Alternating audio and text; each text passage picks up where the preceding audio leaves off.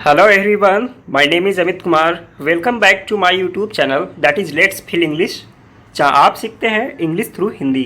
तो आज मैं टेंस सीरीज का 8th वीडियो लेकर आया हूँ जिसमें फ्यूचर परफेक्ट टेंस बताऊँगा। आगे बढ़ने से पहले अगर आप इस चैनल पर न्यू हैं तो please do subscribe and yes don't forget to like and share. तो चलिए आगे बढ़ते हैं। देखिए, फ्यूचर परफेक्ट टेंस का पहचान होता है चुका होगा, चुकी होगी, आ होगा, ई होगी, ए होंगे। अगर सेंटेंस के एंड में ये सब चीज़ें आपको मिले देखने को तो आप समझ जाइए कि ये फ्यूचर परफेक्ट टेंस का सेंटेंस है ना। तो एक चीज़ और ये याद रखना आप कि विल हैव ऑल सब्जेक्ट्स के साथ यूज होंगे। शैल हैव मॉडर्न इंग्लिश में अब नहीं यूज होता है, बस विल हैव ही यूज होता है ऑल सब्जेक्ट्स के साथ। तो आगे बढ़ी देखते हैं।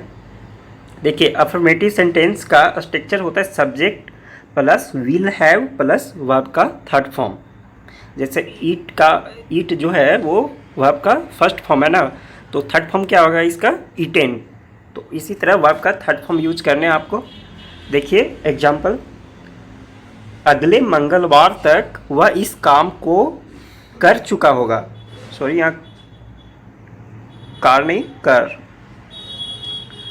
कर चुका होगा। He will have done this work by next Tuesday. अगर इतना लंबा सेंटेंस हो तो पहले आप कैसे बनाओगे ये देखिए। अगले मंगलवार तक वह इस काम को कर चुका होगा, ऐसा है ना। तो सबसे पहले आप इसका सेंटेंस का ट्रांसलेट कीजिए। वह इस काम को कर चुका होगा, पहले इसका ट्रांसलेट कीजिए आप। तो क्या होगा इसका translation, he will have done this work, क्या है, अगले मंगलवार तक। तो फिर लास्ट में इसका आप ट्रांसलेट कीजिए, बाय नेक्स्ट ट्यूसडे, है ना। नेक्स्ट देखिए, हम लोग एक गाड़ी खरीद चुके होंगे। We will have bought the car. ये फ्यूचर की बातें हो रही है कि, और फ्यूचर में परफेक्ट की बातें हो रही कि परफेक्शन ये है, परफेक्ट है कि हाँ वो होना ही है। तो हम लोग एक गाड़ी खरीद चुके होंगे, we will have bought the car. Next देखिए, नेगेटिव सेंटेंसेस देखते हैं। इसका स्ट्रक्चर होता है subject plus will plus not plus verb का थर्ड फॉर्म। विल हैव के बीच में नॉट लगाने हैं आपको नेगेटिव सेंटेंस के लिए, ठीक है। देखिए एग्जाम्पल, वे लोग इसे नहीं कर चुके होंगे। They will not have done it. करना का डू होता है ना, तो थर्ड फॉर्म यहाँ डन हुआ है। वह नहीं खा चुका होगा। He will not have eaten. Will और हैव के बीच में नॉट लगाने आपको, बस इतना याद रखिएगा नेगेटिव के लिए। आगे बढ़ते हैं। इंट्रोगेटिव। इंट्रोगेटिव क्या से स्टार्ट होते हैं वो सेंटेंस होते हैं इंट्रोगेटिव।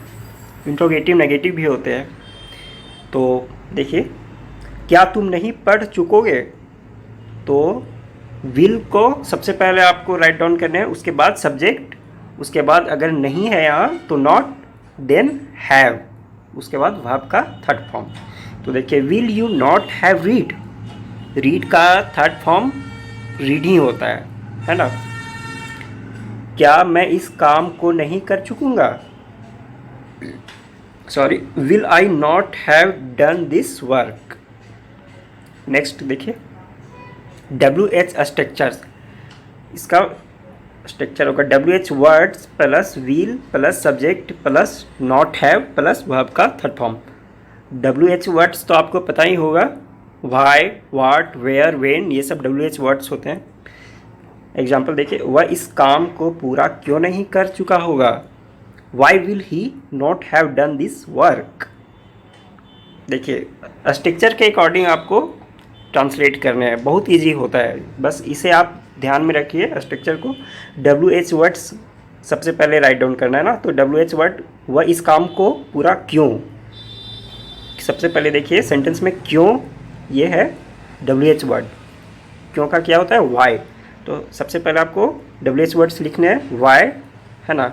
उसके बाद विल, उसके बाद सब्जेक्ट, तो सब्जेक्ट वह है ना इसमें सेंटेंस में, तो ही। अब नहीं है तो नॉट हैव, नॉट हैव, उसके बाद वर्ब का थर्ड फॉर्म। तो डू का थर्ड फॉर्म डन है यहाँ पे, तो डन दिस वर्क, तो होगा why will he not have done this work. Next देखिए, तुम कहाँ जा चुकोगे, कहाँ का, where, WHERE, where, where will you have gone, तुम कहाँ जा चुकोगे, where will you have gone. Next, तो ये इतना ही, ये बहुत ही सिंपल था। आई होप आपको समझ आया होगा। अगर आपको नहीं समझ में आया होगा तो please write down in comment box जो भी क्वेरीज हो आपकी। और ये टास्क टाइम है आपका, ये सब सारे का ट्रांसलेट करके आपको कमेंट बॉक्स में राइट डाउन करने हैं, है ना। तो thank you for watching guys, मिलते हैं नेक्स्ट वीडियो में।